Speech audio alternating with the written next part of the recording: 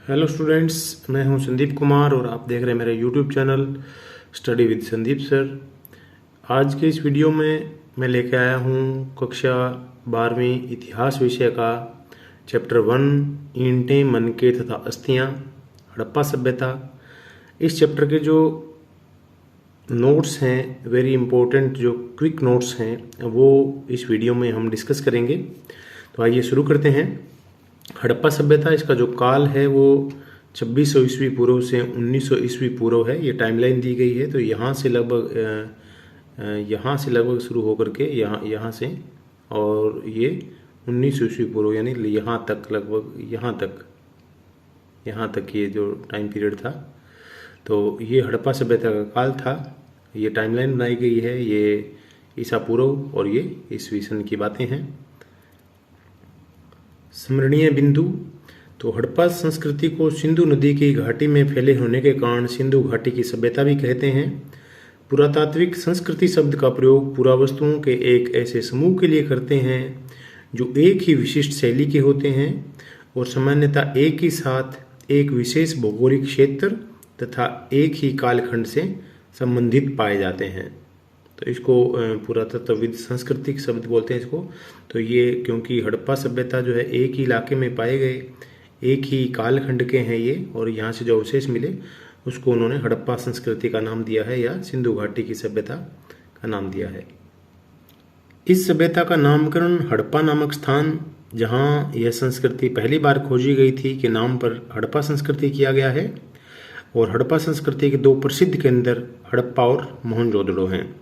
ये दोनों ही बहुत फेमस हैं। हड़प्पा सबसे पहला खोजा गया था और मोहनजोदड़ो है वो सबसे ज़्यादा प्रसिद्ध जो पुरास्थल है सिंधु घाटी सभ्यता का।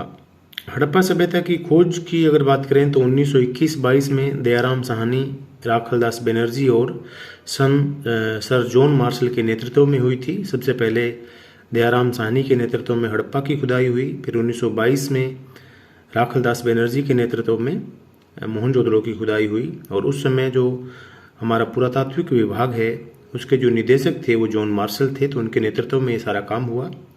हड़प्पा सभ्यता का काल, हड़प्पा सभ्यता को इसे 3 भागों में बांटा गया है। तो हम जिस टॉपिक को पढ़ रहे हैं वो विकसित हड़प्पा सभ्यता है। इसका जो काल है वो 2600 ईसा पूर्व से 1900 ईसा पूर्व के बीच माना जाता है। हड़प्पा सभ्यता की जानकारी के स्रोत की अगर बात करें तो खुदाई में बहुत सारी इमारतें मिली हैं, मृद भांड, मिट्टी के बर्तन मिले हैं, औजार, आभूषण, मूर्तियाँ, मोहरें, इस तरह के पुरातात्विक साक्ष्य जो हैं हड़प्पा की खुदाई में मिले हैं, जो हमें हड़प्पा सभ्यता के बारे में बहुत ही महत्वपूर्ण जानकारियाँ उपलब्ध करवाते हैं। हड़प्पा सभ्यता का विस्तार क्षेत्र, अगर हड़प्पा सभ्यता के विस्तार की बात करें तो ये अफगानिस्तान, जम्मू, बलूचिस्तान जो कि पाकिस्तान में है, और भारत में अगर बात करें तो गुजरात, राजस्थान और पश्चिमी उत्तर प्रदेश यहाँ तक फैली हुई थी। इसके जो फेमस स्थल हैं नागेश्वर, बालाकोट, चमुंदड़ो, कोटदीजी, धोलावीरा, लोथल, कालीबंगा, बनावली, राखीगढ़ी, ये सिंधु घाटी सभ्यता के महत्वपूर्ण स्थल हैं। और ये एक नगरीय सभ्यता थी और इस सभ्यता की सबसे प्रमुख विशेषता इसकी नगर निर्माण योजना जो है वो इसकी सबसे खास बात है, जो इसको उस समय की समकालीन सभ्यताओं से अलग करती है।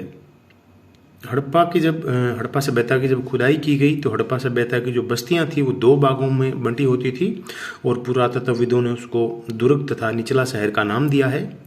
निचला शहर जो है वो आवासीय भवनों के उदाहरण प्रस्तुत करता है, यानी निचले शहर में लोगों के आवास स्थान हुआ करते थे और दुर्ग पर बनी संरचनाओं का प्रयोग शायद सार्वजनिक प्रयोजनों के लिए किया जाता था। हड़प्पा सभ्यता में सड़कों तथा गलियों को एक ग्रिड पद्धति द्वारा बनाया गया था, एक दूसरे को समकोण पे काटती थी। गलियां और सड़कें बहुत चौड़ी होती थीं। जल निकास प्रणाली बहुत ही अद्भुत थी। घरों की नालियों को गली की नालियों से जोड़ा जाता था। नालियां पक्की ईंटों से बनाई जाती थी। नालियों को इस तरीके से बनाया जाता था कि उनके ढकने की भी व्यवस्था थी और जब नालियों को साफ किया जाता था तो उन ढक्कनों को हटाने की व्यवस्था होती थी। हड़प्पा सभ्यता में गेहूं, जौ, दाल, चावल, सफ़ेद चना और तिल जैसे खाद्य पदार्थ मिले हैं, यानी वो शाकाहारी लोग थे, इस तरह का भोजन किया करते थे। इसी के साथ हड़प्पा सभ्यता में भेड़, बकरी, भैंस, सूअर जैसे जानवरों के अस्तित्व का भी अनुमान है। खुदाई में मछली की हड्डियों के अवशेष भी पाए गए हैं, पक्षियों के अवशेष भी पाए गए हैं, पक्षियों की हड्डियों के अवशेष भी। तो इससे अंदाजा लगाते हैं पुरातत्वविद के सिंधु घाटी सभ्यता के लोग मांसाहार भी करते थे।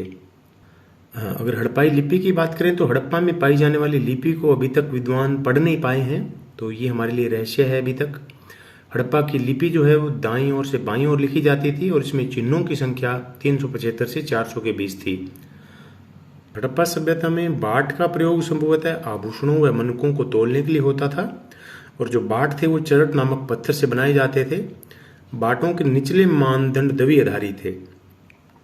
चौंदड़ों के शिल्प की सिंधु घाटी सभ्यता के अगर शिल्प उत्पादन की बात करें तो चौंदड़ो एक शिल्प उत्पादन का प्रमुख केंद्र था। शिल्प कार्यों में मनके बनाना, शंख की कटाई करना, धातु का काम, मोहरे निर्माण करना और चरट से बाट बनाना, ये सब काम उसमें शामिल थे। ये भी इम्पोर्टेंट टॉपिक है, डायग्राम से बढ़िया बताया गया है। मनके बनाने के लिए कौन कौन से पदार्थों का प्रयोग होता था, तो पत्थर का प्रयोग होता था, धातु का प्रयोग होता था और अन्य पदार्थ भी इस्तेमाल किए जाते थे। पत्थर की अगर बात करें तो इसमें सैलकड़ी, क्वार्ट्ज, स्फटिक, कार्नेलियन और जेस्पर, इन पत्थरों का इस्तेमाल होता था। धातु में कांसा, तांबा और सोना का इस्तेमाल होता था। अन्य पदार्थों में शंख, फ्योंस और पकी मिट्टी, ये चीज़ें थी, इनसे मनके बनाए जाते थे। इसके अलावा सिंधु घाटी सभ्यता से बहुत सारी मोहरें मिली हैं और मोहरों और मुद्रांकनों का प्रयोग लंबी दूरी के जो व्यापार या संपर्क जो थे उनको सुविधाजनक बनाने के लिए किया जाता था। इसके अलावा हड़प्पा स्थलों से मिले समाधानों में आमतौर पर मृतकों को गर्तों में दफनाया जाता था और इनके साथ मृत भांड आदि के अवशेष भी मिले हैं। शवों के अध्ययनों से सामाजिक आर्थिक विभिन्नता का पता चलता है, यानी समाज में सामाजिक और आर्थिक विभिन्नता विद्यमान थी।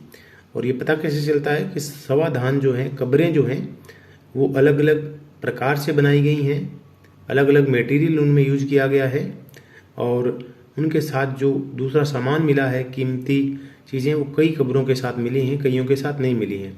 तो इससे पता लगाया जाता है कि वहाँ पर सामाजिक और आर्थिक भिन्नता समाज में विद्यमान थी। अगला टॉपिक है हड़प्पा सभ्यता के पतन के संभावित कारण। तो ये पतन के कारण हैं जलवायु परिवर्तन, वनों की कटाई, बाढ़, भूकंप, नदियों का मार्ग बदलना या नदियों का सूख जाना और भारी आक्रमण। ये हड़प्पा सभ्यता के पतन के संभावित कारण हैं। हड़प्पा सभ्यता के हर घर में ईंटों के फर्श से बना एक स्नान घर होता था और उसकी जो नालियां थी वो दीवार के माध्यम से सड़क की नालियों से जुड़ी हुई होती थी। इसके अलावा महंगे पदार्थों से बनी दुर्लभ वस्तुएं सामान्यतः मोहनजोदड़ो और हड़प्पा जैसी बड़ी बस्तियों से मिली हैं, जैसे कि सोने के आभूषण या फ्योंस से बने हुए लघु पात्र। छोटी बस्तियों में इस तरह की कीमती चीज़ें नहीं मिली हैं। नागेश्वर तथा बालाकोट समुद्र तट के नज़दीक स्थित थे और शंख से बनी हुई वस्तुएं जैसे चूड़ियाँ, करछियाँ इत्यादि के निर्माण जो है यहाँ पर किया जाता था। यहाँ पर जो अवशेष मिले हैं उनसे पता चलता है कि यहाँ पर इन शिल्प उत्पादन का कार्य होता था। कच्चा माल प्राप्त करने के लिए सुदूर क्षेत्रों में विशेष अभियान भेजे जाते थे, जैसे तांबे के लिए खेतड़ी, ओमान व सोने के लिए दक्षिणी भारत के क्षेत्रों में उनके संपर्क थे। इसके अलावा भारतीय पुरातात्विक सर्वेक्षण के पहले डायरेक्टर जनरल कनिंघम को भ्रम था कि भारतीय इतिहास का प्रारंभ गंगा की घाटी में पनपे पहले शहरों के साथ हुआ था। ये कनिंघम का भ्रम था, लेकिन बाद में जॉन मार्शल जब भारतीय पुरातात्विक सर्वेक्षण के डायरेक्टर जनरल बने तो उनके समय में 1924 में उन्होंने घोषणा कर दी थी कि भारतीय जो सभ्यता है वो गंगा घाटी से काफ़ी पुरानी है और सिंधु घाटी सभ्यता की जो है विश्व के सामने घोषणा उन्होंने कर दी। हड़प्पा सभ्यता की योजना, भवन निर्माण कला, व्यापार एवं आधुनिकता के आधार पर इसे एक नवीन प्राचीन सभ्यता की संज्ञा भी दी जाती है।